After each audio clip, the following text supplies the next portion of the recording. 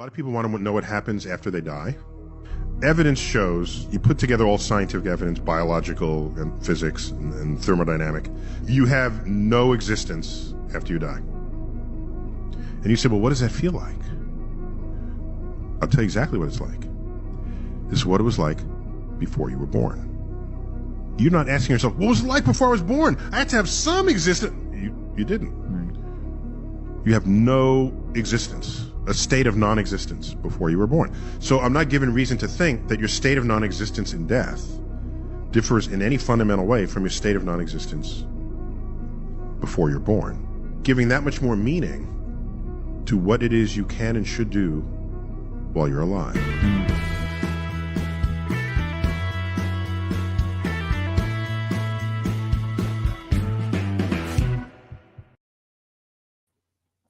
Yeah, wow. G'day and welcome to this live podcast on YouTube, episode 35, called An Atheist, a Believer, and a Pastor Walk into a Bar. I'm your host, Peter Rowe. Great to have you with us tonight. We changed up the intro, you might have noticed, from Neil deGrasse Tyson for this week, because we're going to be talking about a fairly divisive topic, but nonetheless a very popular subject. What happens when we die? We're a mix of atheists and Christians here tonight, discussing pretty much everything to do with belief. So as you can imagine, opinions will differ. And they are very much opinions when it comes to the afterlife, as we don't really have any solid evidence to support the claim that there is, in fact, a provable afterlife. We'll hear beliefs from Luke and Rich based on the Bible, most likely, which no doubt will differ greatly from us non-believers. As Neil deGrasse said in his intro, not existing after we die is exactly the same as not existing before we were born. Now, statistically, you and I being born is about as close to a miracle as you can get. It's a real miracle, if there's such a thing. Did you know that the odds of you and I being born are 1 in 400 trillion? That number is almost impossible to imagine, isn't it? 1 in 400 trillion. If that stat does not make you feel special, I'm not sure what the hell will. It's already the 4th of September, 2024, just gone 8 o'clock, Australian Western Standard Time, broadcasting from Perth, Western Australia. If you haven't already followed us on Facebook, could you please, so we can get to 100 followers, and then Facebook will flick the switch and allow our podcast to also go live with YouTube. We will no doubt talk about near-death experiences to see if we can find out a little bit more about it. Fascinating subject. There certainly is some very convincing arguments from a lot of people. In fact, I heard a stat that I haven't had time to confirm yet, that around 5% of the world's population have experienced NDE, near-death experience. If you're listening or watching at home, or whatever you're up to, wherever you are, if you've actually had a near-death experience, or you know someone who has, man, would we love to hear from you tonight. That would be fascinating. However, if the only reason you believe that there is a life after death is because you read about it in an ancient book, then I don't think that is going to be very convincing. Is it just wishful thinking? I'm not sure. If it were real, maybe you'd think that we would have would have had some degree of evidence, rather than a few people claiming to have experienced evidence, rather than, having experienced something during their near-death experience. I'll get it right. I'll put my teeth back in a minute. They may very well have experienced something amazing. It's not my place to say what they believe happened wasn't real. I've heard some pretty incredible stories. Hopefully we'll hear some more tonight. So don't forget, get involved. We love hearing from you. So let's welcome our panel for tonight. Suresh, unfortunately, was called away at the last minute, as is often the case. A very busy man, so we are very grateful when we're able to get hold of him. We've got Jason Jordan, Richard Strauss, and Luke Finney. Welcome, guys. G'day. Gentlemen. Good to be here. And indeed, look, we've talked about this, what happens when we die, and we've included puppy dogs too in that discussion. That was a whole bunch of fun. Are we all feeling special, knowing that the odds are really stacked upon us for having the privilege of existing? Certainly made me think a bit more about being grateful and to make sure I make every moment count. That is the idea. Are we feeling special, guys? 1 in 400 trillion. That's a hell of a lot of people that didn't get Well, didn't Some of Bolton, the didn't people he? I've met, mate. Some of the people I've met, and I think to myself, 1 in 400 trillion, and you were the successful sperm? Come on. It's scary, isn't it? Oh, I know, it's amazing. My mum always told me I was special. I didn't realize how true that was. But does that mean like she put you on the special bus and stuff, or what? Didn't everyone go on the bus? The special bus, the short bus. The orange maybe one, it's yeah. an American If I'm on it, mate. But isn't that incredible? I mean, that number is impossible to work out. I first saw the amount of money. I think it was talking about the American economy many, many years ago, and it showed what $1 trillion looked like. And I just could not believe how much money that was. And America, with the economy it has, talks often about the money in trillions. You know, we lost trillions and we made trillions. I mean, it's an extraordinary. So the chances of us even being alive is phenomenal. It's. Well, there's another way of looking at it, Pete. The universe doesn't exist without me, because it's my consciousness looking at this and experiencing this right now that makes it all real. So if I wasn't here, none of this would exist. So it's a matter of, it's a very selfish way of looking at it, but it's a matter of perspective. It goes back to that whole anthropomorphism thing, where we kind of say, well, the only reason that we are here in the universe to observe the universe is because the circumstances are precisely right for us to exist in the first place. This is all a very circular argument, isn't it? It works, though. Indeed it is. And I mean, it's back to the wine. It is extraordinary when we think about the chances of us. Even knowing that, though, does it make you feel any different if you actually think in your head, okay, 1 in 400 trillion. So, you know, let's be realistic. I should never have had a chance. I should never have been a human, but I am. Does it make you feel special? Or we're often told that we're not special. We're just on a little blue dot in the middle of nowhere, and we're just on this little planet by ourselves. We're not special. I reckon we are, not in the egotistical kind of way, thinking I'm amazing, but the fact that we are here having this conversation is unbelievable. We're unique, not special. Unique. I think the hard thing is, and Rowie, you nailed it earlier when you said about the visualization of $1 trillion. I've seen the same sort of stuff, and it blew my mind. It's so much more than a billion, you know, and a billion is so much more than a million. So, but our brain at some point just checks out. It just cannot comprehend it. So I think when we're talking numbers like that, yeah, you can't. It's so hard to kind of comprehend how infinitesimally small that is, that it's hard to kind of grasp how big it is. And also, we don't really have an alternative. So if we're alive and then we're walking around and there's a close call, we nearly get hit by a car and we quickly jump back, that can have more of an impact because you know what you've got, and you know what you nearly lost. But not existing. Less of an impact, surely. What's that? That's just the car doesn't hit you. That's less of an impact, Luke. Surely. It is. Yes, much less of an impact. But because we don't know what it is to not exist, we don't really have that. You know, we can't really understand what that would be like. It's conceptually we can, but I think it's hard. It's a weird thing to do. Suffice it to say, we need to just be very grateful that we're here at all. Absolutely. You've frozen, I think, so you are having internet problems, Luke. We can hear you clearly, but you're either that or you're managing to keep incredibly still like you were before. But you are. I'm practicing the robot.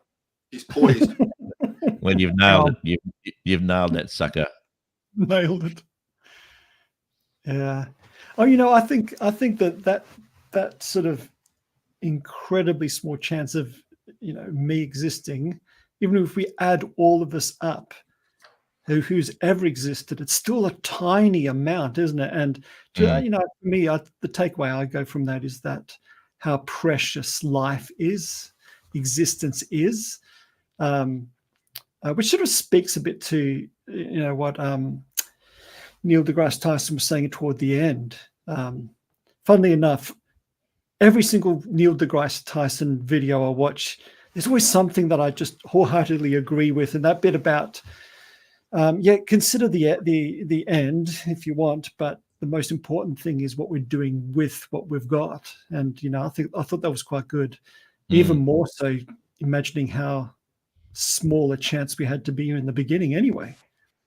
Does it scare you guys actually thinking about, and I don't know whether you think about it, I mean, obviously I'm a fair bit older, so it does occupy my mind more than it probably should. Does it scare you to think of not existing, of actually just, it's one thing that you can't get over in life. All of the things that might be thrown up at you in life that you may struggle with, you can overcome them, but this is one that you can't. No matter what you say or do or think, you cannot get away from the fact that we are all going to die. And the thought of me not existing, not because of anyone else or whatever, just the thought for me that life is so great, it's so fantastic, it's amazing. You got your kids and your loved ones, and it's just such an amazing thing, such a great joy. And then suddenly you think one day I'm not going to exist, and I find that really hard to cope with, to be honest. I'm not so fussed about. I tell you what, what really gets to me. Not existing, I don't care, because I won't be here. What I'm worried about is how that makes my loved ones feel. It's the people around me, and I dread the idea of the sadness. I mean, and even that's egotistical, isn't it? But I just dread the idea of the people that care about me being in that position where they've lost someone they care about. That's it. That's the only thing. Yeah. Yeah. Okay. Yeah. Yeah. I kind of get that. Go on, guys. Yeah, no, I was going to say, when I was younger, I actually dreaded it far more than I do now. But, I do think about it. It doesn't carry the same dread that it used to as I was younger. But I think that was because it was attached to a lot of, I had a real time of burnout and anxiety and panic attacks when I was younger. And that was the thing that I hated to think about, was getting older, because getting older meant I would one day die, and die would be ceasing to exist. And that whole thing was a real struggle for me. So for me, I think it's not so much a religious belief thing, but maybe it's something that over the years, as I've got counseling and help and been able to work through things, that's helped me in that way. So for me, that's less a religious belief and maybe a structure in my thinking and anxiety and dealing with mental health issues and things like that that's helped. So yeah, for me, that was my experience of that whole thing. Although I think about it all the time. It just doesn't have the dread. What also freaks me out is that someone said this the other day, and I had never thought about it before, because you think you have an impact on an impact on your family, your wife, your kids, all of that kind of stuff, and just how quickly you disappear from people. That you pass away, and then your kids get old, and their kids, and it's only just like, it's going to seem like 2 minutes, and then suddenly you're never spoken about again. That is it. How long is it until your name is never mentioned? When is the last time your name is mentioned? That's second death. Is that what you were talking about, Jace, the other day? Yeah. That's depressing. It's horrible, isn't it? But, I mean, I'd like Luke to have a say in a moment as well. But you know what scares me more than not existing? The idea that in my life, as I come towards the end of it, the unfulfilled potential, the stuff that you never did, that you always dreamt you would. Jace. Yeah, look, regret's a horrible thing. It's such a wasted emotion, but it impacts on all of us to a degree. I mean, every time I hear someone inspiring person talking about, every second you're one step closer to not being able to do those things that you always dreamed about, and then it will happen. doesn't make me get off my ass and do any more, though. That's what annoys me. It just really doesn't. You think it would just, people say, oh, I want to climb Mount Everest. They go and do it. Those people freak me out, and I'm not like that. Yeah, but half of them are frozen on top of the mountain, Pete. Well, that's exactly right. Yes. Now that I could do. Yeah, sure. Yeah. You can freeze with the best of them. In fact, my feet are a bit cold at the moment. So Right. You're a very chilled individual already. Look, that reminds me, I've been in the corporate world, education. Every time you have a conference, there's always one plenary session. One of the sessions with everybody in it is the inspiring speaker. I don't know. They don't inspire me. There was one amazing young lady. She comes in and she's talking about how she did her uni, and then halfway through uni she went to the UK and started like girls in engineering, came back and started another chapter here, and now she's got a robotics company 6 months after graduating uni. And it's supposed to be this inspiring talk. I just turned to my neighbor and went, I've wasted my entire life. She's done more in the few years after graduating than I'll ever accomplish. And I'm like, no, that's not inspiring. But I guess that's the danger of comparing yourself to somebody else. It was a real challenge for me. I was actually asked to do a graduation speech for Curtin University for their School of Business. And I was kind of like, why? But hey, you don't knock back an invitation like that. So I knocked something together, and it started like this. Last week, I climbed a volcano. And that was true, by the way. Yeah, but right. then I thought to myself, what is the lesson that you're trying to share here when you're talking to a group of people? And it harks straight back to what we were just talking about. The title of my talk was 40,000 days, because that is exactly the length of our average working life, 40,000 days. And when you put a number on it like that, or in fact print it off as a calendar with boxes that you can tick, it becomes incredibly frightening, because you realize quite how much time we all waste. Yeah. Yeah. I'm feeling so bad now. Oh, sorry, listeners. Yeah. It's well, hopefully they're out there feeling bad, and we can make them feel a little bit better. But it's extraordinary that the older you get, when the inevitable, the things that you notice. I saw a drawing the other day of a line of people. You could see their backs walking along, and then they would, one by one, they were falling off this cliff. And the premise was that each one of those people are ahead of you. You're in the line too. You are in that line. You can't get out of that line. You are in that line that's going to go over the edge of the cliff, and you're going to die. And I thought, I've got to stop watching this depressing stuff. It's just awful. Some people it doesn't bother.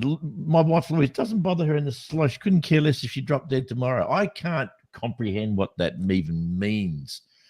She thinks that the idea of living till she's 90 is a nightmare. And I went, I'd want to live forever. Well, as long as you live healthily. Yeah, correct. Yeah. Which at the moment, the idea of being progressively more decrepit and then, being a basket case that requires other people to help me go to the bathroom. No, thank you. Well, that was my mum for the last 8 or 9 years of her life. And you can't do anything about it. You just sit and watch helplessly, just this painful denigration of a human being to nothingness, with no quality of anything, absolutely superfluous existence. Why even try and keep people like that alive? We're kinder to dogs than we are to people. If that's your dog, you suffer and you end its suffering and you put them down. I understand it's a very different thing, obviously, between a dog and a human, but it's I dread the thought of being in that situation, totally reliant on other people for your existence. Awful. I don't know if I've got the comments thing off or on, Rich. No one's commenting. Nothing yet. Sorry? Nothing. Nobody's come in yet. No, it would be if you're out listening, give us just a quick, because a couple of weeks ago, we did this for 2 hours and figured out that we weren't actually broadcasting live. So if you can hear us, if you can see us on YouTube, just let us know. Just drop a quick comment, just saying yes. Because because we're performers, we get a little bit, funny about not being recognised and seen as, you get my gist. Yeah, I just didn't know. Acknowledge us. Hey? I said, acknowledge us, please. It just give our little egos a bit of a. Give me attention. So Luke, what do you think about all of this? Do you think about the end and yeah? Well, he was still a minute ago. He wasn't moving, but now he's moving and talking. Mate, you wouldn't think I would, being young family, and I mean, I guess 38, it's not that young, but I do all the time. And what I've found is, there's a bit of a delay on my video here, but what I've found is that I don't often think of, it doesn't really faze me not being here. Obviously there's the faith component, and I believe that life will carry on in some sort of capacity. But that's not really what worries me. It's more, I get a lot of anxiety around, and you guys mentioned it earlier, wasting my life, wasting my time here.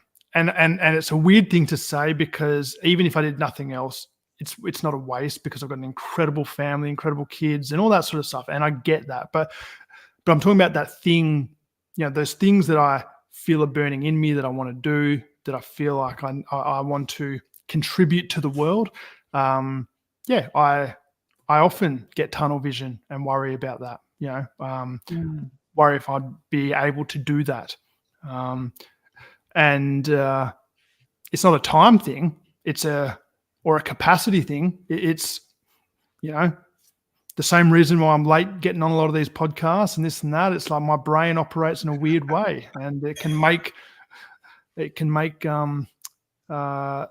achieving some of the things I want to achieve quite difficult. So yeah, that is something I struggle with. But I've also done a lot of work, similar to what Rich was saying, with therapy and things like that, in trying to understand that and recognizing the perspective in those moments is very, very narrow. It feels like it's, you got no time and all of this, but realistically it's a blip. We're still talking a long time over the course of a lifetime. Granted, nothing happens, to prematurely end it. But, when you can stop, have a breath, and zoom out and realize that people do amazing things in the second half of their life all the time. It's like, I don't know, there's little things like that help bring perspective back to it. So yeah, it's a strange thing. I do worry about it, but I don't necessarily worry about just not existing. It's more not having used the time that I've got in a way that benefits the world around me. That reminds me of a fantastic thing which I sent to my kids yesterday. Well, I saw it on TikTok, and it blew me away. And there was a guy just breaking down the different age categories of your life as you go through. And what he said just absolutely, I stopped and I replayed it probably about 5 or 6 times to really try and let it sink in what he was talking about, what you most people do and perceive as being their life at a certain age. And it talked about how being between it's like 25 to 35, all of the things that happened that you never were ready for, with possibly a new family and new jobs and debt and stuff that you didn't have to worry about while you were in your 20s. And then suddenly, and he said it's the growth, and it's exponential. It just suddenly bang, and there it is. And you're over 40 and you're going, whoa, and you realize just how difficult life really is. And he said it's not till you get to your 60, because you've got pretty much enough of your life together to be able to sit back and go, righto. And us three, we've got something that you don't in that sense, Luke, is that you've still got your kids at home, whereas we're kid free. No, mine came back. You didn't move far enough away, mate. Bluff Knoll was too close. And it makes a difference. It really does when they move out, and it's just you sit there and you go, okay, that's it. This is it. It's just me. This is amazing. But what this guy had to say, I'll try and find it and put it on our little Facebook thing, because it is just inspiring. And I send it out to my kids because they're ranging from sort of 28, 29 up to 38, 37. My oldest son is. And but how old are you now? You're 67? 67, 68 in January. Can you remember when you were a kid? 67 was like bordering on dead. Oh, and like even when I was a kid, 50 years old was an old man, right? 50 was in his chair, smoking a pipe, ready to die. And yet today, 67, I look at you and I go, that's like, okay, 67's the new 45. Because we're still sprightly, we're still out there, we still want to achieve, we're still doing things. yes. For me, I'm 53. Up here, I'm still 25. That's Nothing it. has changed. It's like life is completely different now to how it used to be. And, and I think it's a really wonderful thing. We're so much more filled with passion and the desire to achieve. We may not actually achieve, but the desire is there, the intent is there. Because just half a sec. Look, just Tamara, just put a message up. Some Kirk and I are listening, so it's good to know. Our egos have been stroked just ever so gently, but people are listening. So thanks, Tamara, for letting us know. That's fantastic. Go on, sorry, Luke. I was just going to say, we see that principle demonstrated the most when someone passes away. So if someone that's in the early 60s passed away when I was a kid, you go, well, they had a good wicket. End of their life. Someone now passed away at 60 and you go, God, that's young. That's tragic. And it is. But it's just, you've got no concept of it when you're young. It is so different. I remember when I was a kid, because I can remember, such a long time ago, being the age that I am, 50 was antique. It really was. And if you go back to the early development of the human species, I mean, 30 was around about the age that the people lived. And every now and then I hear about some famous professor from 2 centuries ago living to 90. I'm going, wow, back then that was. Here's a deeply philosophical and political question for you. What advantage do we serve to humanity by still being around at this age? We've fulfilled our biological imperative. We've had our children. We've done that thing. We've parented them. They've left home. Now, all we are is a burden to society. Like, what are we doing? We're costing the Medicare system. We're costing Social Security. We're going and buying up all the homes that the young people should be buying up, and we're renting them out for an inflated amount of money. Yep. The bottom line is, us old people, Pete, we're wankers. Yeah, boomers are not loved by the economy, by just about. We're blamed for everything as a boomer. I'm probably the only boomer among us. I would have thought you were probably missed out, Jace. You're not a boomer, are you? No, Gen X. No, Gen X. Yeah, okay. Yeah, so it's my fault basically. I carry on. But it's true. I mean, we are. I mean, people say, "Oh, you're such a freaking boomer, mate. You're such a boomer. Get over yourself." You use TikTok, you don't count. And that's just no. But look, age is between your ears. That is it. I remember listening to 6PR about 2 years ago, and this guy rang up and said, "Hello, I got something to say. Now listen here. I'm 63 years old." I thought, are you kidding me? That's wow. Go into the light.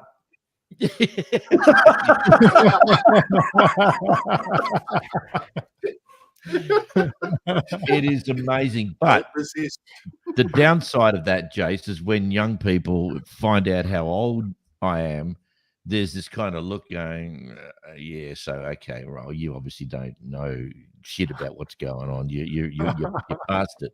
And my son, Tom, God love him, who's a bit of a tech head like you, he helps me out with a lot of tech stuff. And what did you call me? A tech head. What? Not a dickhead. Hey, if the cap fits, mate. If you, but I said to him, "I'm so sorry to keep ringing you about problems." I said, "I'm so sorry." He said, "Dad, you were around when 30 years ago when all of this stuff started. You had to learn every single solitary thing there was about technology." And he said, I just was born into it, and that was just normal and natural for me. Yeah. You had all your computers and all your stuff when I was born, and it made me feel good, considering how much you do have to learn, or did have to learn, when I was a young person. Now, sure, there are things that are still difficult to. Computers are set up by geeks for geeks. They're not set up for people to be able to work out shit. But hang on, Pete. Gen X, right? So my kids say to me, "Oh, Dad, you're old. You don't know anything about technology, the internet. You don't know nothing." And I'm like, "Hang on. Who do you think invented this stuff?" That's right. Yeah.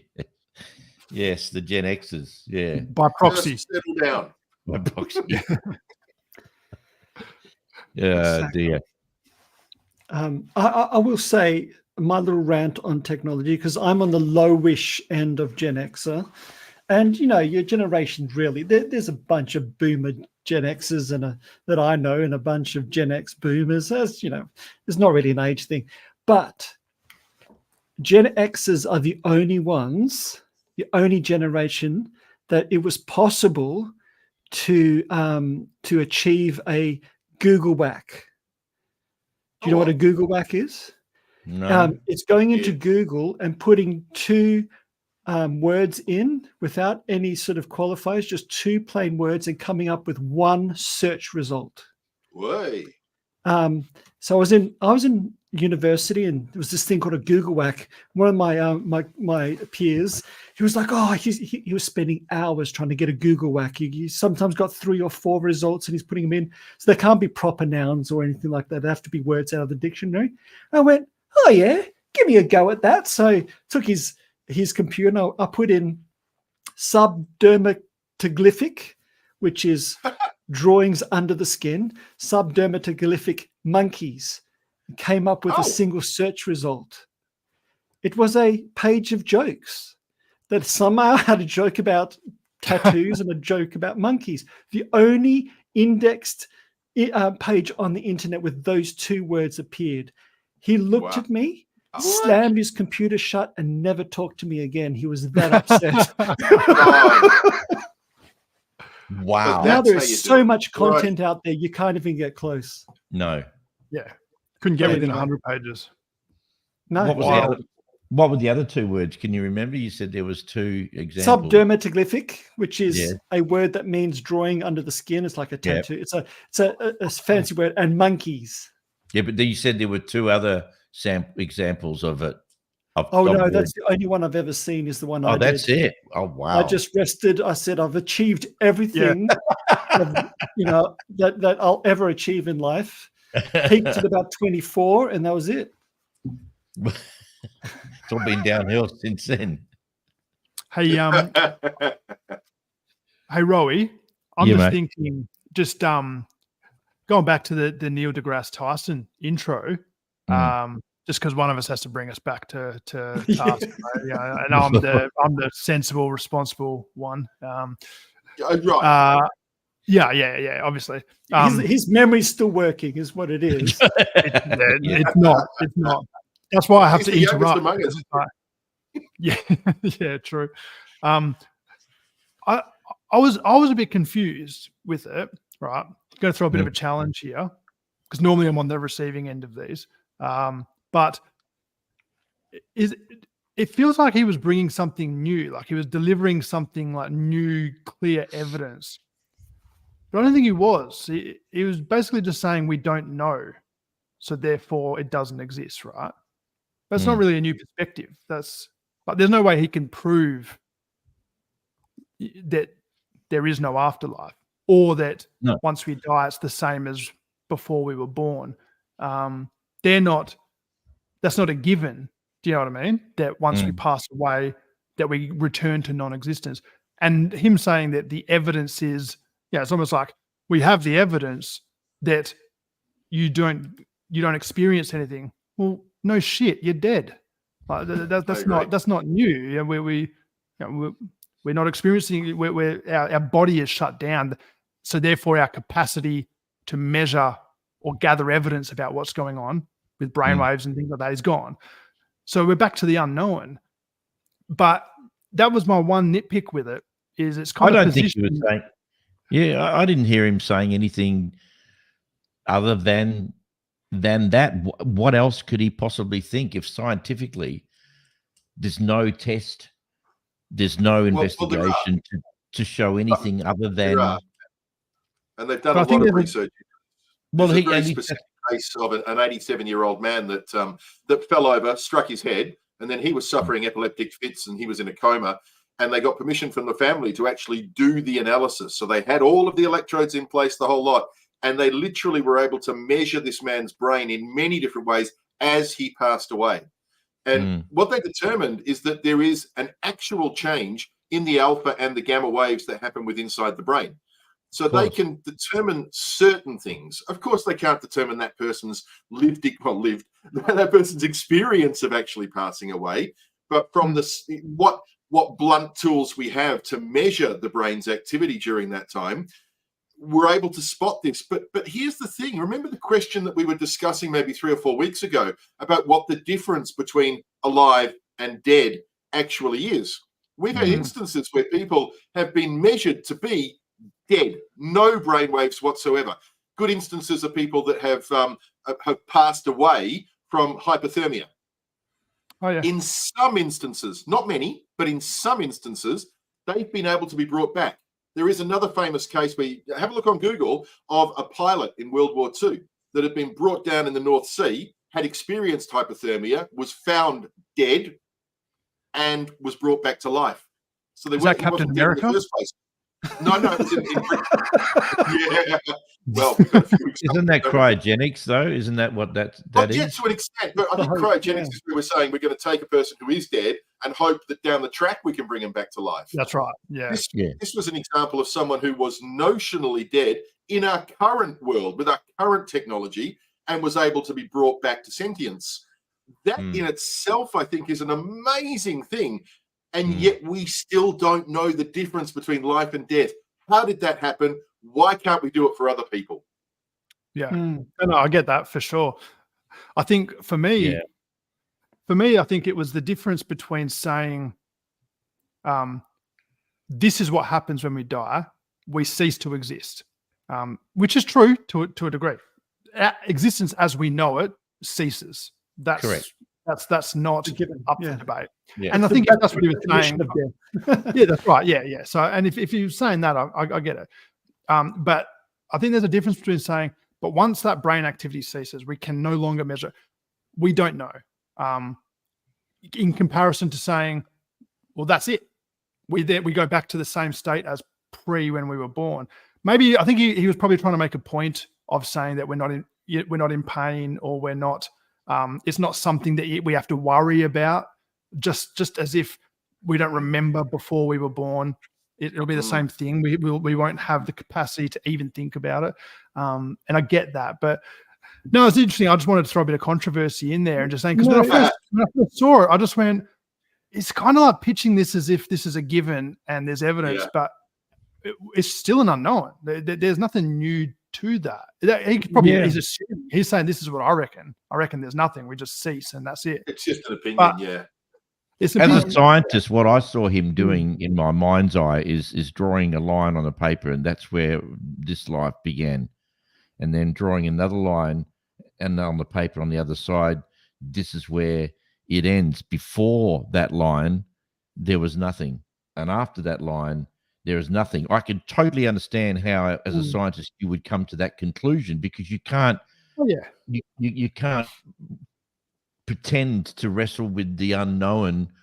I didn't hear what you heard. I didn't hear him say that, which is completely understandably, because we'd both be listening through different sets of ears. That's for whatever reason, So I just saw, as a scientist, there was nothing before you were born, and there's nothing after you die, and that's just pretty much a simple nice and easy calculation to work out, go there it is. That's how the whole thing is. And a legitimate, that is absolutely a legitimate and understandable position. That Yep. you know, I totally get that.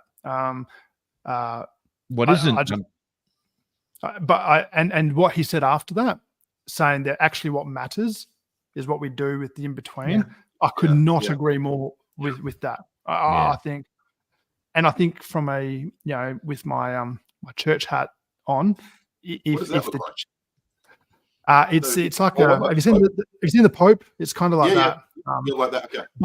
But when I wear it for this, it messes up the camera angle because I need to go all the way back just to get it all in, and you can't see my face. So it's a whole thing. But I think if sections of the church focus less on what it looks like and where we end up going post this life, this experience, this thing that we call life, and focus more on what we can do whilst we're here, which to me has got to be far more important. I would have thought, but I understand different positions on that. I think we'd be in a better position. Yeah, we'd be. I think that's how you can transform the world, because then you're focusing on this. You know, it's not one day, someday. It's today. Mm-hmm. Yeah. I think it would be so much safer and less controversial if a believer would say, I'm going to hope that this is what I think is going to happen after I die. This is what I hope. I have pretty much zero reason to. I can't say I believe it 100% because then that would just be foolish, because you can't, because it is an unknown. But I would hope, and that's pretty much what I say.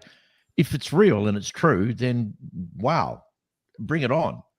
I can't state that it's true because I have no proof. I can't state that it's false because I don't have any proof of that either. It's an idea, it's a concept. Someone put it forward.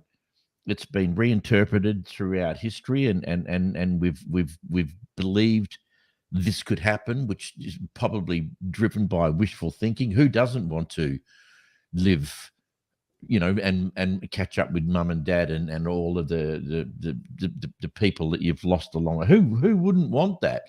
But you've got to be real and just say, well, look, that would be wonderful, but there's absolutely zero evidence. No what about one. The people you don't like? They're up there too. Well, no, you'd think that they were in hell. No. Well, this is where it falls down, Jay. So you're right. This is where it falls apart. One of the things we do in our family, and I don't know why we've done this, but whenever we talk about the kids before they came along, we often refer to them as when you were still dead.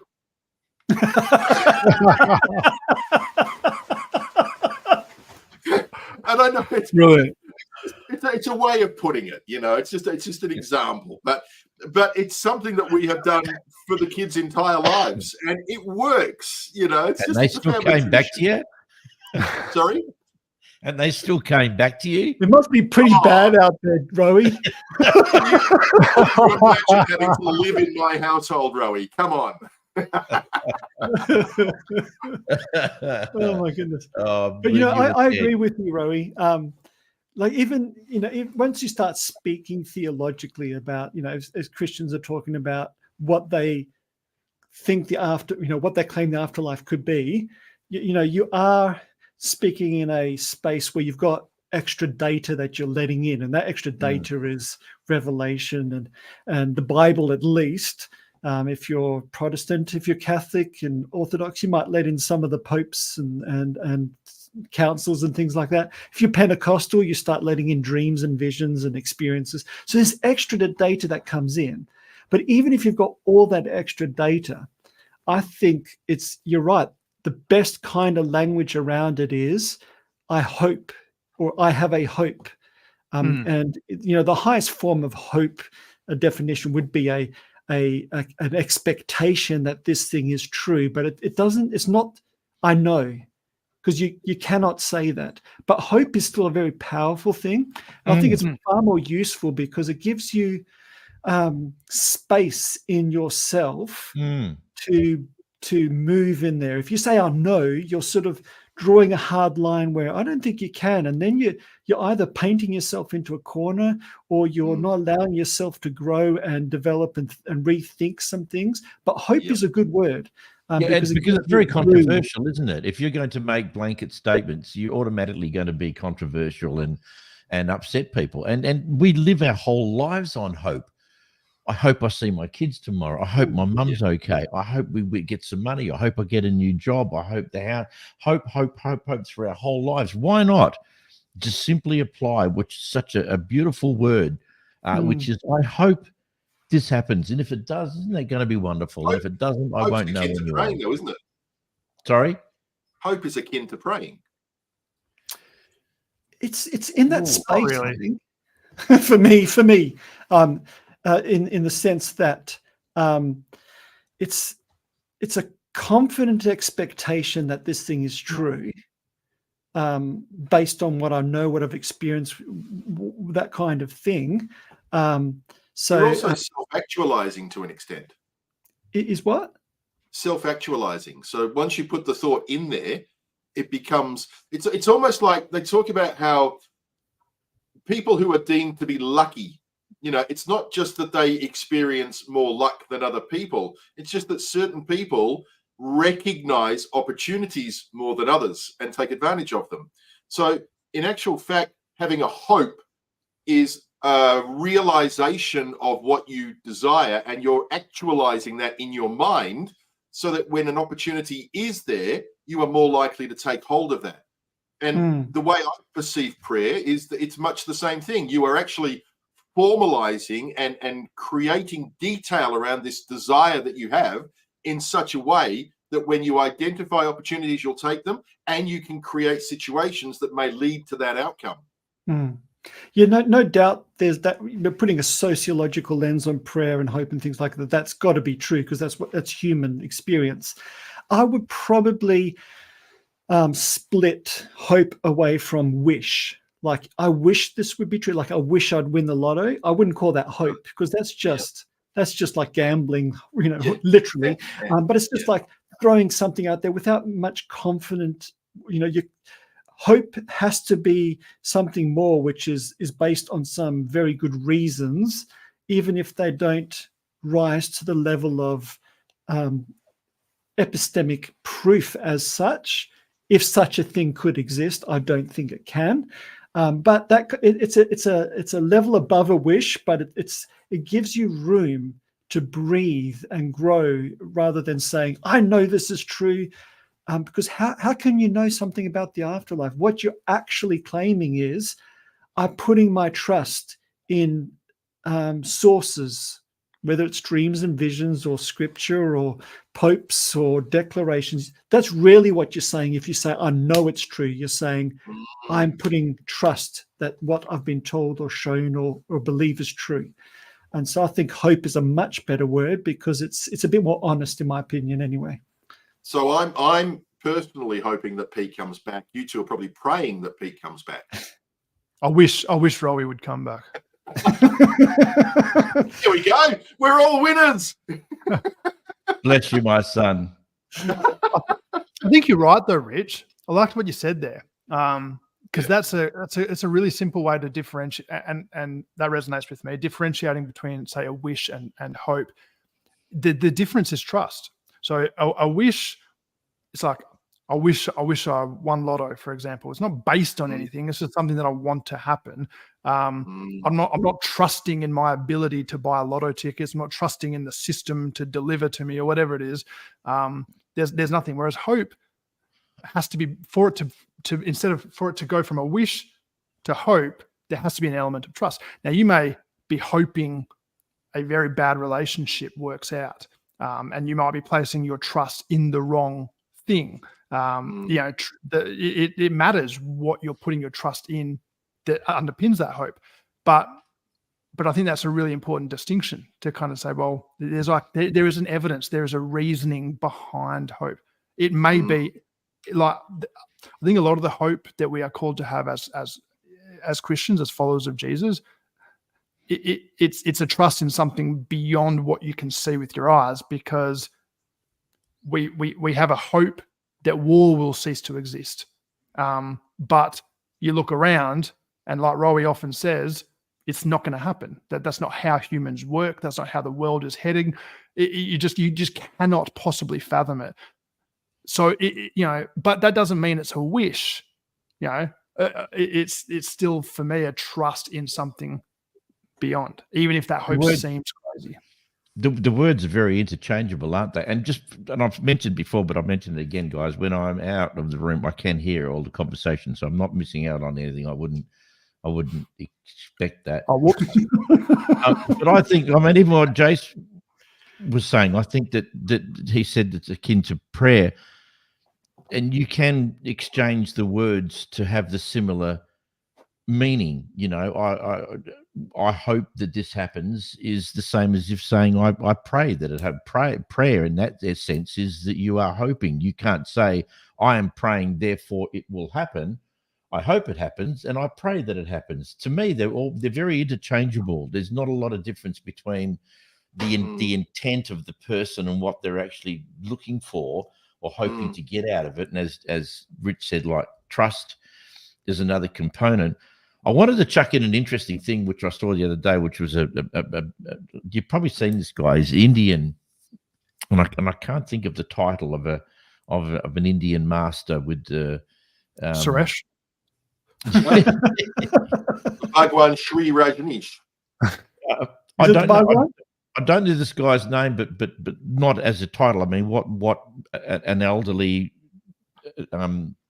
intelligent, experienced Indian man, like a guru, or probably as a guru if he's Hindu. But what he said was, and this fascinated me. He said, I don't believe in God. I don't believe in anything like that. In fact, I don't use the word believe, and I will never use the word believe, because as soon as you start talking about belief, that means you don't know. And I'm only interested about what I know. I want to know what the reality is. If if someone says there's a God, I want to know that God so I can make a judgment whether it exists. I don't want to believe in that God, because as soon as you put in the word belief, you're saying you don't know. You only believe. And I thought that was absolutely fascinating. I didn't know where he was going with it, but then I understand that the word belief is not knowing. Luke, because if you know, you know. If you don't know, then you can believe. It's hey. I just remember the conversations that we've had over the past few months and Luke I understand that Luke has made the point that for him it's not a belief. He knows. Yeah. Well, and the problem with that is, as I discovered when I knew God, and I knew Jesus was the Son of God, and I knew all of this stuff. I knew that I knew that I knew that I knew. There was no doubt whatsoever. And then one day I didn't. Right. So what is that knowing worth when push comes to shove and you actually need to know? I had to say, you know what? I actually thought I knew. I thought I had all my shit together, and now I don't. So all of that knowing has gone. You know, it's not a fail-safe word that can't be changed or it doesn't deteriorate over time, because it does, and anything can happen to change your perspective on everything in life. Everything that you think that you know is up for grabs. As you get older, you start to think, hang on a minute, man, I was cocky and arrogant and I thought I knew. And I knew that I knew, but then I knew that I didn't know. You know, it's just a word. It describes what you're trying to describe, what's inside your heart. You believe in your heart that it's true, but you still don't know. There's very few things in life that we do know. The only thing we do know, guaranteed, that every single solitary person can't argue, is that we will die. And I think that's for me, that's the key. Yeah, it's not that we die. That's probably the wrong point to say that. I was responding to something before that, but it threw me. You know, and just responding to that, what you're saying, Jason, and you're right. It is a knowing, but it's also a knowing on the understanding that it's a different type of knowledge. It's not I don't think it's a superior knowledge that I have answers other people don't, or that I know something that people who don't believe in God or don't have a faith, they don't know. And if only they knew, then it would be okay. And I think that underpins a lot of problematic evangelism and things like that we tend to have in the church. But it's a knowing that I feel more than just, this ticks boxes, so I'm going to believe that this is the case because it's the most likely scenario. It's something that transcends that.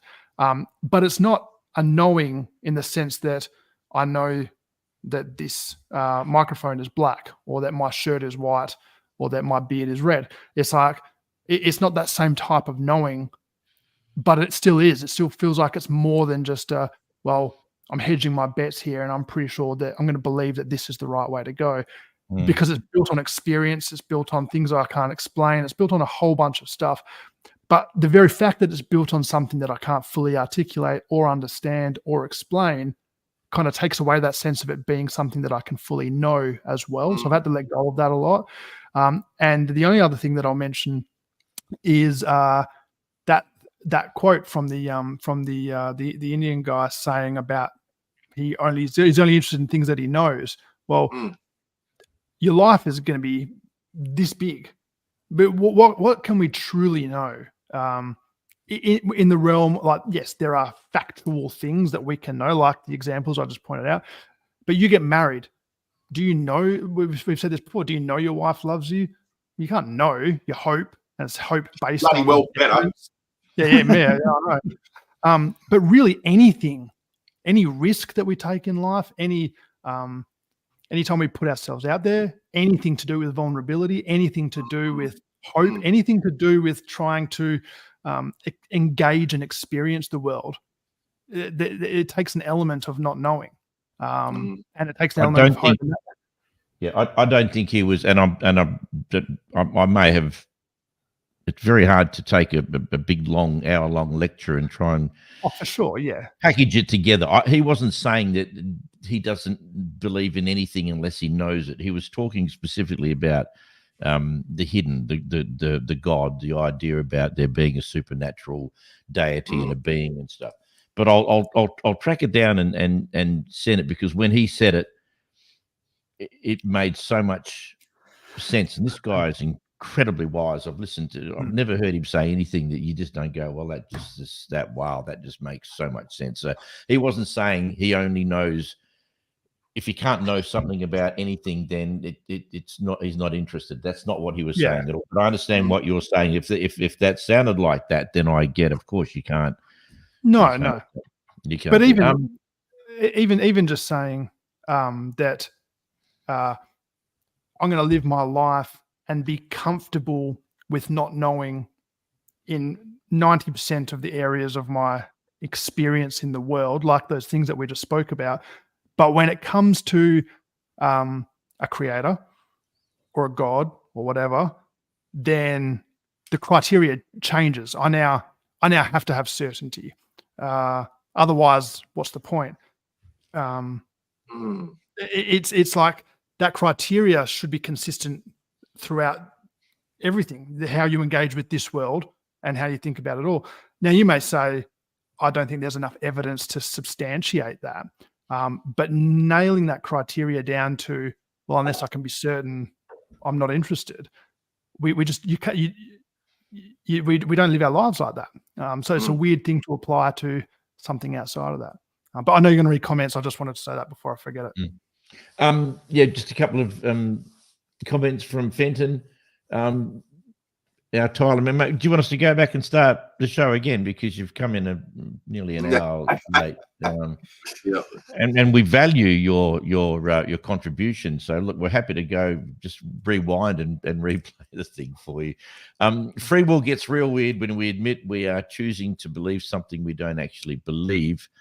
I see it as a type of cognitive behavioral therapy. Yeah, look, I'm with you on that. I agree entirely.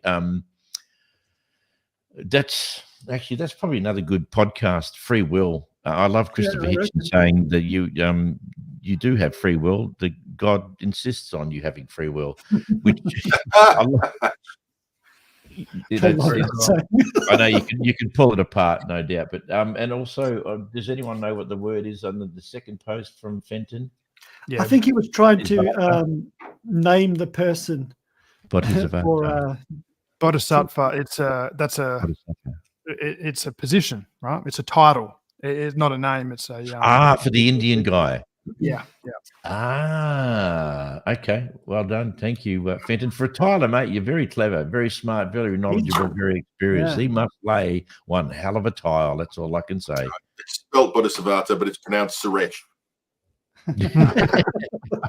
Yeah, Fenton, you'll love this because we used to have a guy who, when we were renovating our house here in Australia, he did. He's a carpenter, but his name was Tyler.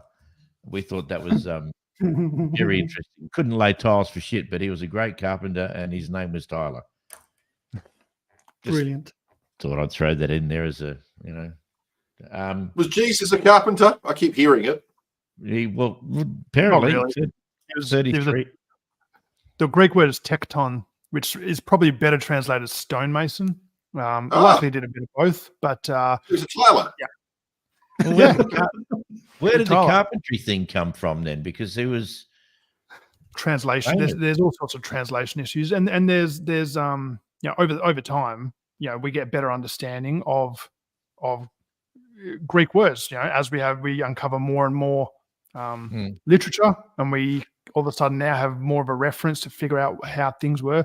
But obviously, early on, it might have been not as straightforward, and these ideas start to stick.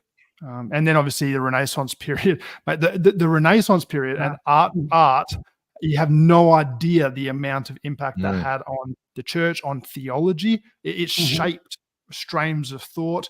It's incredible. It's literally art imitating life, and then life responding by imitating art. It's this incredible thing. Like the three wise men, there was no three wise men. It's not in the Bible. There's not three. There's four of them. You were in there, definitely. Jose was one of them. But things like that. So anyway, that's why. I mean, I doubt. I mean, stonemason certainly. I would have thought historically would have gone back a lot further than the term carpenter. I wouldn't imagine that would have been a modern adaptation of someone working with wood. Surely, he likely did both. Sorry, he likely did both. We're talking first century Palestine. True. So you're kind of building. You're good with your hands, doing all sorts of stuff. It wasn't really in that time of the world specializing like we have now. It is actually fascinating.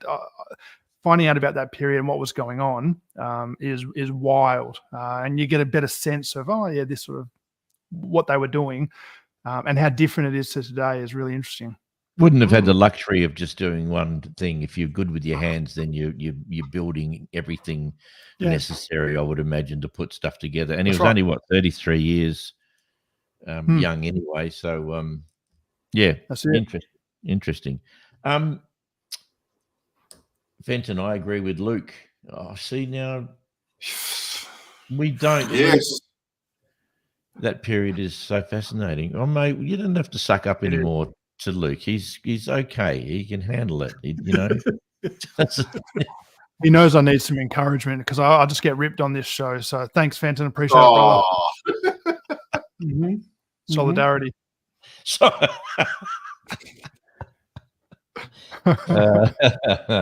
Yeah, good on you. Good on you, Fenton. Look, we do occasionally agree with Luke, usually behind his back, but as long as we do it, that's the main thing. It's just don't want to encourage him. Yeah, we actually have a period every Wednesday night to talk about Luke, but he's not here.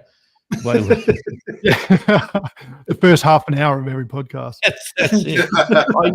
Fenton, when we started doing this 35 episodes ago, which is roughly, I think, about 7 months ago, I used to say when my intro and Facebook post, we kick off at 8. I don't say anything like 8 o'clock. I just say sometime between 6 and midnight, and then that takes in all of while at the time. No, I'd say after. Another one from Fenton. They formed a lot about afterlife belief, Dante included. Oh, Dante's massive. You want to talk about hell? The idea of hell. Oh yeah. Dante's Inferno shaped that like you wouldn't believe.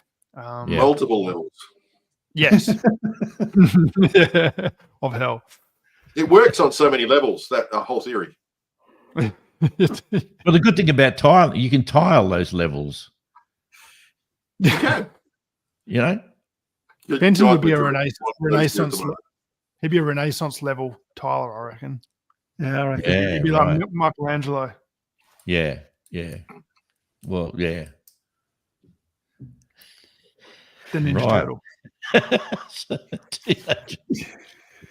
You know, I'm going to throw my 2 cents because I was also thinking about this this bit with I keep wanting to call him Mike Tyson, Neil. How good would it be if Mike Tyson did that intro? Oh, with the lisp, everything. Amazing. Like 90s Mike Tyson. Anyway, I'll get AI to sort that out. Yeah, do it. But you know, it sort of harks back to what you were saying, Luke, because I wrote down his the wording. It says, if you put together all scientific evidence, biological, physics, thermodynamics, you have no existence after you die. And so, you know, we don't require him to be sort of perfectly disciplined in his speech when he's doing very sort of communicating type stuff. Yeah. But I think what it is, especially because he threw in physics and thermodynamics, I think for me, what I hear him saying is his view of science is the consideration of the physical universe. And therefore, if you physically stop existing, you stop existing. Because his frame of reference for science is empirical investigation, which is the physical universe. And, you know, I think Rowie was talking about it, you know, before and after, that's the horizons of our physical experience. That, you know, therefore, that's where science speaks. And in that sort of mode of speaking, he's absolutely correct, except he threw in the term biological. And then he gave me sort of some play in there. And it goes back to some of the stuff around near-death experiences. And it's really about the interplay of brain and consciousness, because we can study the brain. We can study the brain patterns, just like Jace was saying. We can see that moment where something changes, and that seems to be the moment of death. But we could literally know everything about the activity of the brain and know nothing about the conscious experience of that person. Yeah. Becoming quite apparent. Those two things seems to be an uncrossable gulf between them, because they seem to be talking about two different things. The lived conscious phenomenal experience doesn't seem to be bound by the physics of the brain in a sort of scientific investigatory way.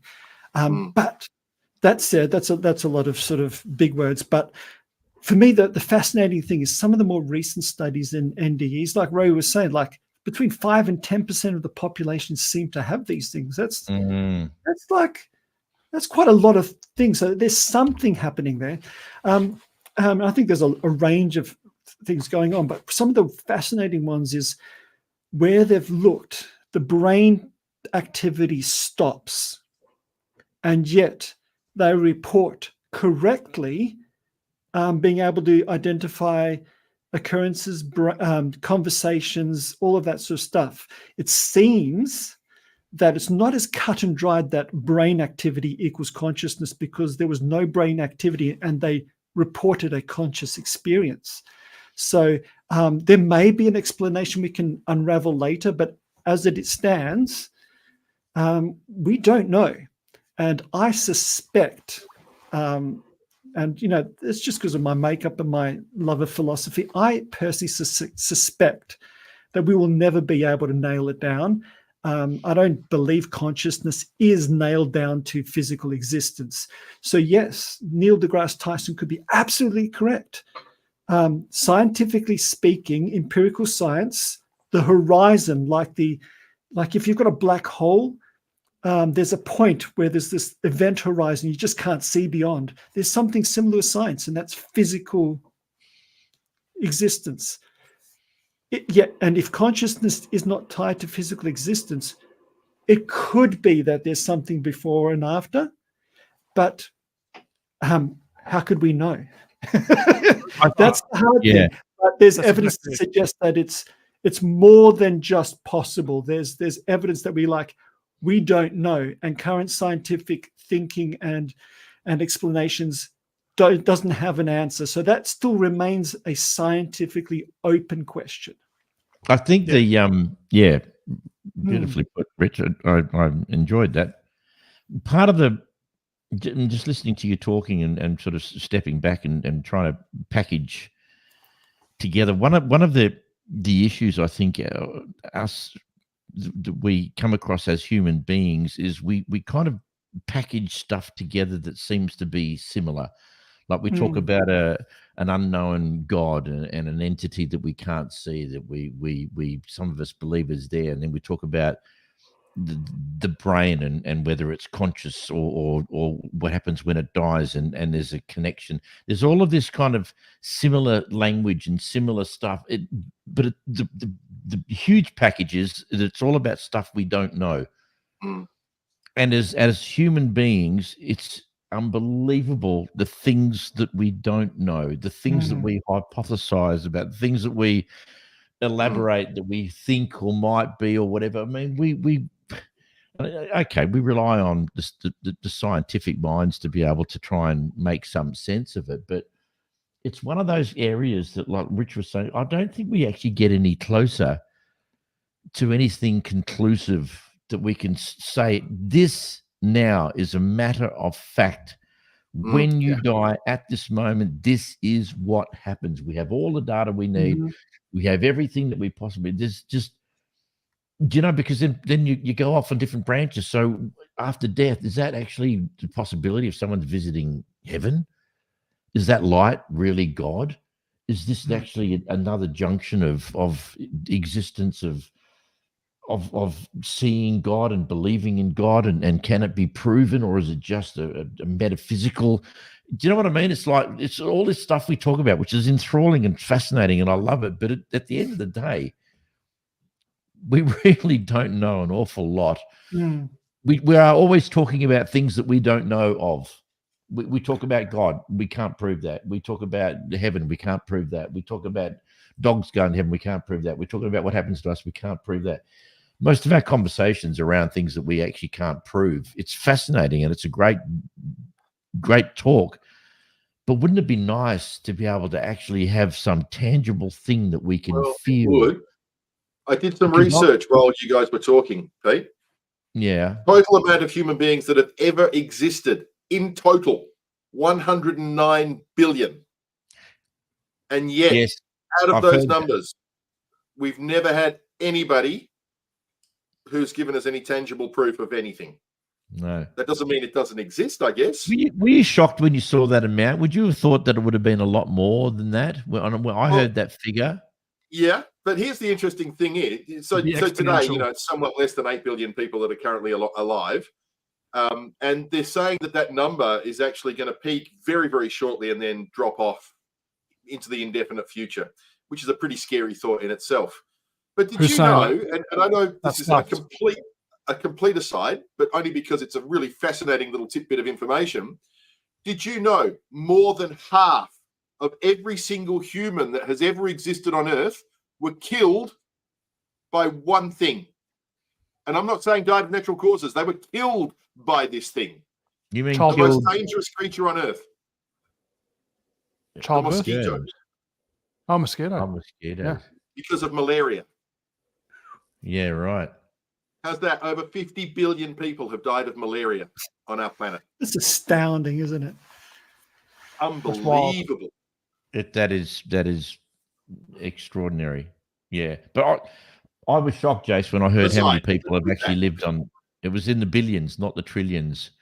I I'd love to know who does all these papers to come up with these stats and details and figures. Is like, wow. Even that one in 400 trillion chances of when you're born. How the hell do you possibly measure that and work that out? So algorithms, math. It's That just makes us 1 in equation. 3,589. If you Right. divide the 400 trillion by 109 billion, that's 3,549. Suddenly, we're not as unique. Yeah. Now it's got shades of the life of Brian now again. We are all individuals. Oh,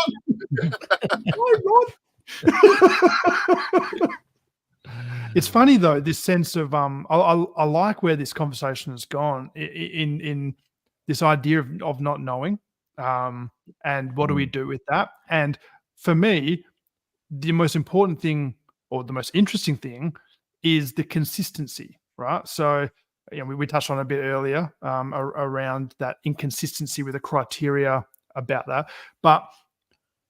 And this is not a blanket thing for science or for scientists, but I think certainly in some areas of science, and certainly some scientists, many that are vocal, seem to have it's like the unknown is so much a part of what they do.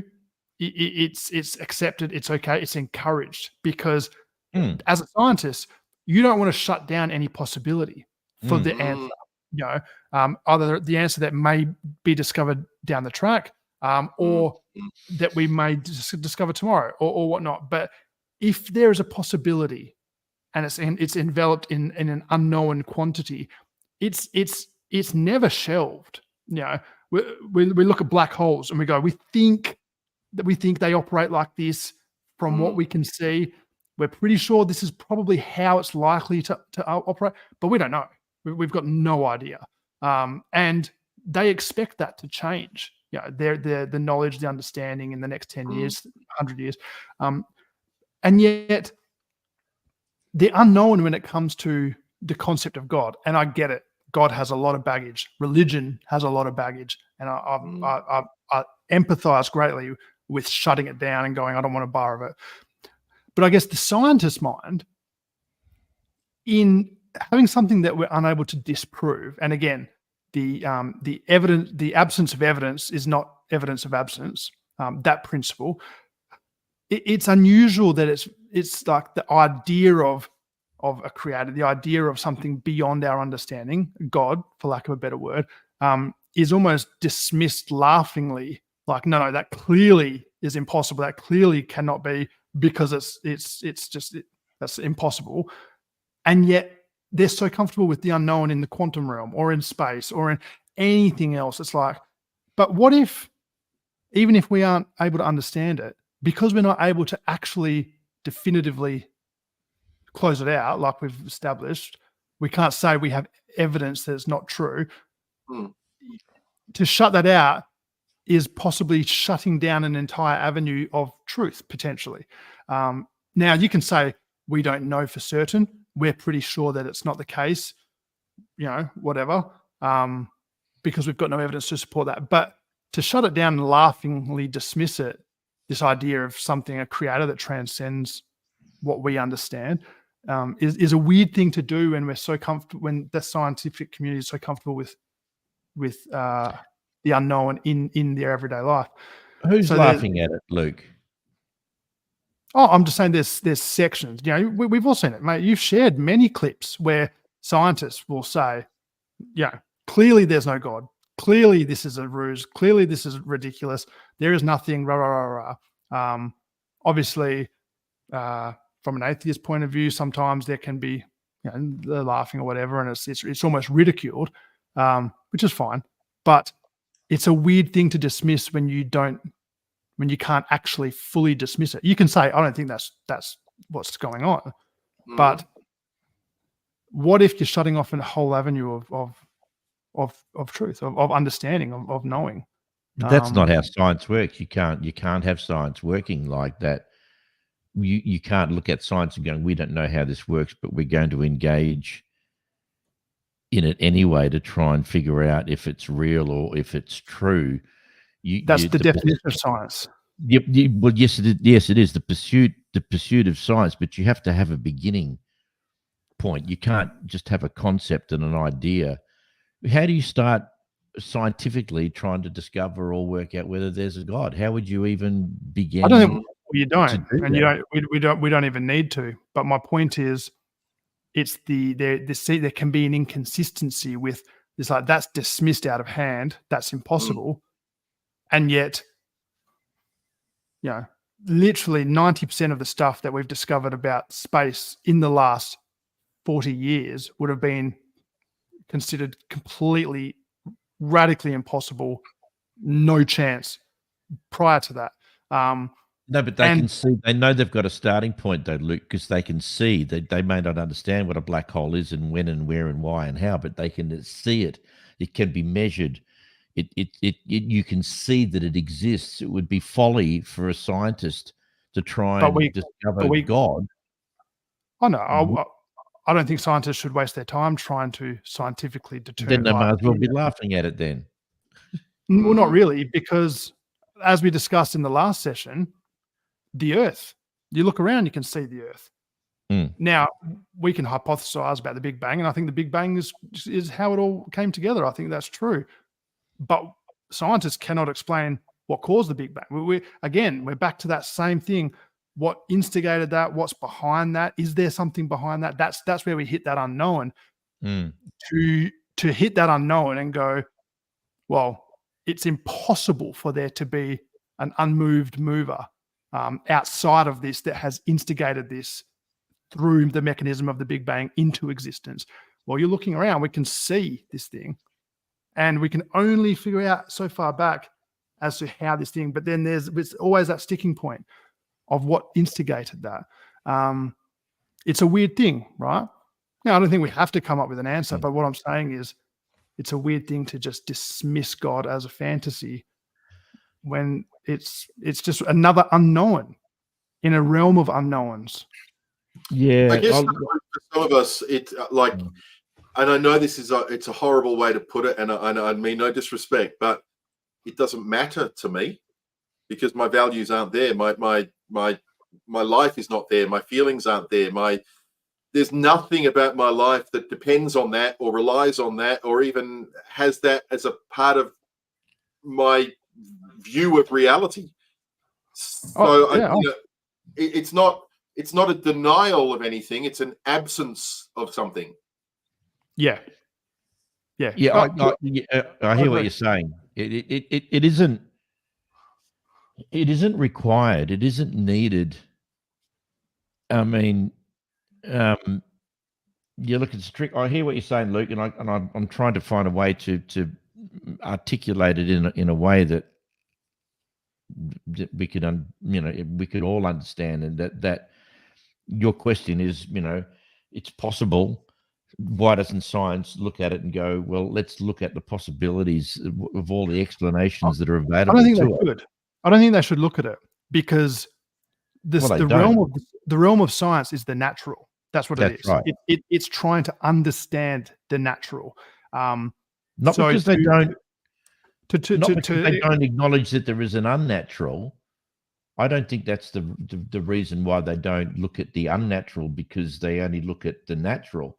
I would imagine the amount of things that have been created or discovered through science would have had to have considered things that they couldn't see or measure or look at, which may be considered unnatural. Well, many famous scientists, believed in God, and God and belief in God and science absolutely coexist. That they are not dichotomies in any sense of the word. But and I don't think there should be a realm of science that looks into this. What's that? That's like ghost hunters and this sort of crap. Just leave it. If God is God, you're not going to be able to figure it out. You just won't. Otherwise, it's not going to be God. So and it's more. I don't think science should do anything different. It was more just an observation on. I'm big on consistent models of thought, and but we're all inconsistent. I'm massively inconsistent, and I'm always trying to pick up where am I inconsistent in my beliefs or in the way I'm viewing the world or in the stories that I'm telling. Love it. But the more I do that, the more I pick up my own inconsistencies, and then it's just I find it interesting to notice other areas of inconsistencies, because it's okay to say we don't know. It's like, sometimes we can get quite black and white, and we don't need to. The world's grey. It's all right. The problem, Luke, with that position, as much as I respect your position on this, is that the moment we start going, it's the supernatural, and that we shouldn't really look into it too much, then suddenly it's all thrown into the same bucket as tarot reading and clairvoyancy and witchcraft and all these other things that are essentially unprovable, because they require a faith, or require a belief, or they're about something that we can't measure or monitor or examine. And it almost seems too convenient to say, well, this is what I believe, but hey, you can't test it because it's bigger than that. You know, and you wouldn't, and I agree, and you don't want it to stifle scientific progress either.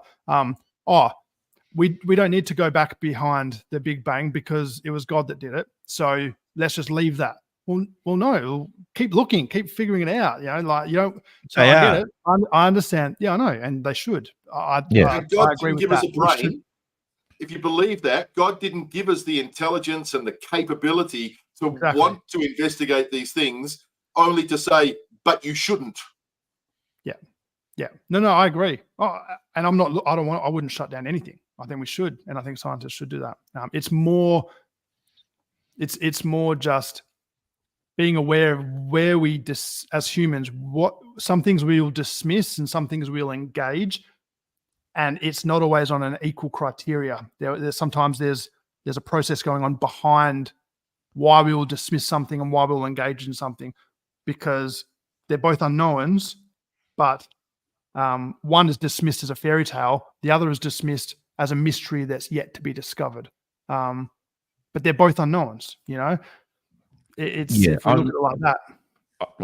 I look, and obviously it depends on where you're coming from, and I understand to a degree the scientific community. I understand why it would be superfluous to try and prove or understand what you described as a fairy tale. I think the scientists put all the data together and look at it and go, well, it's just not worth. It is no different, as Jason said. Let's have a look at astrology and see whether that works. Let's have a look at people to see whether people can talk to the dead. Let's see if tea leaves can actually be positioned in a cup to make sense. Let's see if tarot cards were.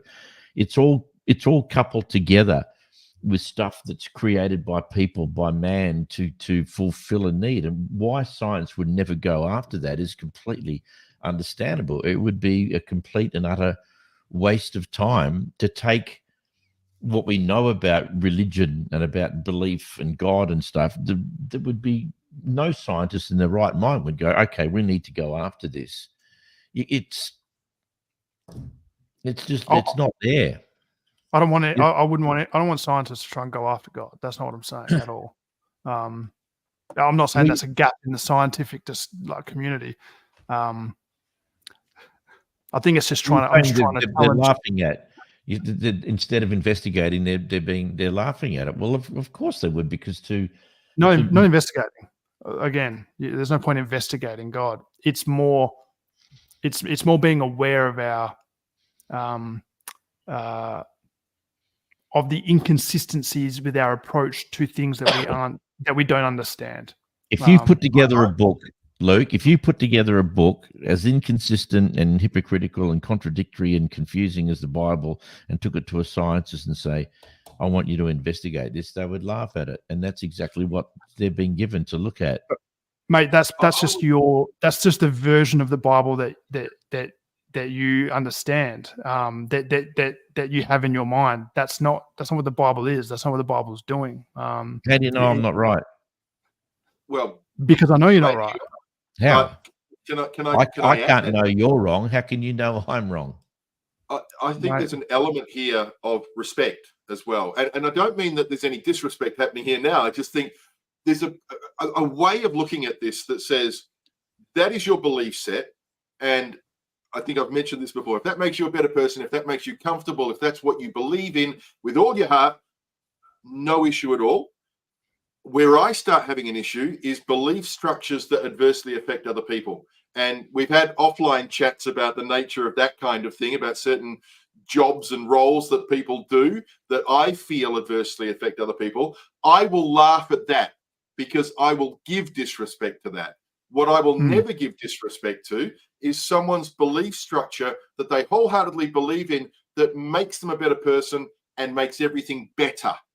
But you could add to that straight away. Let's have a look at what's happening in the Middle East. When we start seeing religion in such a way that it's causing genocide, well, guess what? I'll start having some disrespect around that as well. Because the bottom line is anything that adversely affects other people is due every bit of disrespect that we can give it. Because that's 100%. not what life should be about. 100%. Couldn't agree more. Yep. And without getting even more controversial into it, that's certainly lots of fingers you can point at religion for being responsible for a lot of that. And that's historically factual. Whether it's wrong or right or good or bad or whatever, that is the reality. Everything that's happening in the Middle East at the moment has got nothing to do with occupying land. It's got nothing to do with food. It's got nothing to do with anything. There's plenty of food. There's plenty of room. There's plenty for everyone. It's all to do with imagination in people's minds about what they really think they're fighting for. My God's bigger than yours. Yeah. It's also used as an excuse. Yeah. There'd be an element of religious fundamentalism, and clearly that's that's underpins the whole argument, their whole argument. But there'd be a lot of people in positions of power that go, we want this for this reason, and we'll say it's because we're the chosen, we're owed this or whatever. They'll put a religious spin on it, justification. But it's just convenience than maybe I'm wrong in saying this, Luke, but asking questions, and even the very podcast that Pete set up here for us, I actually think that what we're doing is respectful. And, asking the questions and trying to understand each other and pulling the strings to see where they lead, I actually think that benefits all of us because we get new perspectives on things. And 100%. Even when I ask a question, I sometimes have to preface it with, I mean no disrespect. I probably shouldn't have to do that because the very fact that we're here is an acknowledgement that we're all mature enough to be asking these questions and answering them in the same good faith. Yeah. Look, I agree, and I ask questions that are hard or tough or aggressive or whatever with all the respect I can muster up. And anyone that knows what I talk about, Rich and Luke, knows the way I feel and knows the level of love and respect that I have. That's not going to stop me from pussyfooting around and challenging on stuff and saying, well, no, I don't agree with what you're saying there. I don't think that's right at all. If we can't do that, then we have no podcast. And we've been able to do that. We've been able to do that from the beginning. Yeah, it's important. And it's fantastic. And what these two guys aren't is a pushover. That is for damn sure. I know lesser people who would have got pissed off and slammed down their little microphone and gone and stomped their feet and disappeared and never hear from them again. I don't want to talk to them. I don't want to talk to people like that. That's not a challenge. This is a challenge. I love the fact that people are stayed in their beliefs and what they stand for. But it's not going to stop me from the direction of this conversation, though, by the shade of red that Rich goes. No, yeah, I do get those moments. But I was going to say it's also a testament to the way that we're, Luke and I, we're pretty open-minded about a lot of things and hold a lot of the big term epistemological humility. Like we know, but we still don't, if you know what I mean. Yeah. But that said, it is the level of respect that goes around all the way around, and interesting subjects. You can't talk about this in the workplace. You can't talk about it sometimes in your family. You certainly can't talk about it in your church. So brilliant. But we can do it publicly on the internet. Yeah, that's right. Yeah, internet can do about anything. I I'm think going once you to close have your to mind, bow out because I'm a working man now. Yes. And I work at an office, not from home anymore. So I've Yep. got a long commute, and I'm approaching my bedtime. Otherwise, I'd talk all night with you guys. But I just wanted to quickly say, brilliant stuff. A bunch of stuff challenged my thinking. Great session as always. good. It was good, wasn't it? There was something about tonight. I didn't even want to do it. I couldn't come up with the subject matter. I didn't. By about 5 o'clock this afternoon, I went, you know what? I'm done. I'm not even going to do this. This is just ridiculous. But something happened, and it had something about it, some element of. I don't know what it was. I don't know what it was. It was. Touched you. Is that what it It was was? just-